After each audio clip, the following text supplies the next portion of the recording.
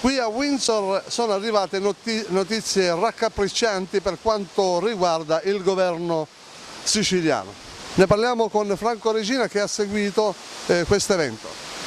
E allora, mercoledì sera quello che è successo sulla regione siciliana è molto dispiacente per i siciliani e non tanto per la politica, che quello che sta succedendo io sono proprio rammaricato più per i siciliani e non per la politica, perché diciamo, hanno bocciato il DPF, il documento programmatico finanziario che decide le sorti proprio della regione Sicilia. Allora in questo momento io proprio dico ai deputati della regione siciliana e al presidente Lombardo che governa questa Sicilia di andare avanti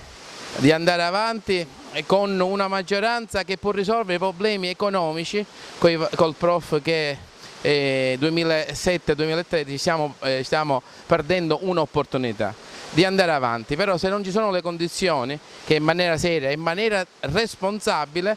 che si va al voto, perché non si può andare a continuare che ogni seduta l'assemblea è in tilt e non passano più leggi. Allora in questo momento la regione Sicilia rischia di perdere il primo triennio dei fondi comunitari, che come sapete la Sicilia è l'ultimo treno che può passare perché siamo obiettivo 1. Allora dico che la politica ha ragioni, questo è un consiglio che posso fare da umile politico e come ho partecipato da diverso tempo ai lavori d'aula come ex deputato,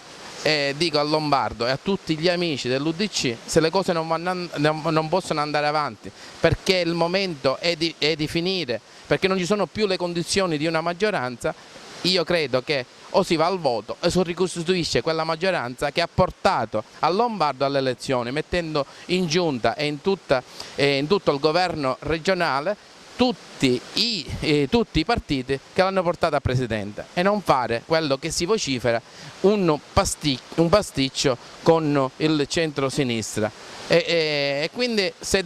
devono fare per assolutamente tenere fermo a una sedia di governo, ma a discapito dei siciliani, che si vada al voto. Questo qua che io sono stato in viaggio sentendo alcuni colleghi deputati hanno detto che diciamo, il PDL dei lealisti, dove fanno parte 2 assessori in giunta, dopo il voto contrario per il DPF si rischia di mandare a casa ai 2 assessori Milone e Benenati per riproporre un Lombardo tris, in quanto questa che c'è in corso è una nuova giunta. Allora cambiare di continuo l'assessore per la politica regionale e quindi c'è un dissesto proprio politico, non vale più la pena,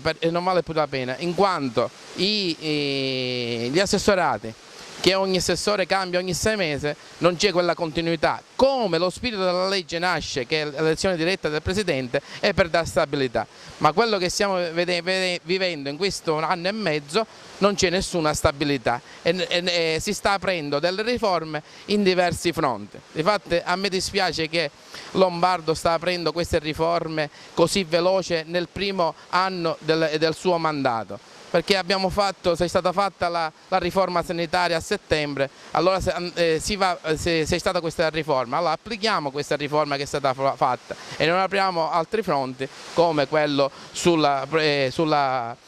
formazione professionale, sull'ambiente, come sapete, sui rifiuti, e rischiamo che la Sicilia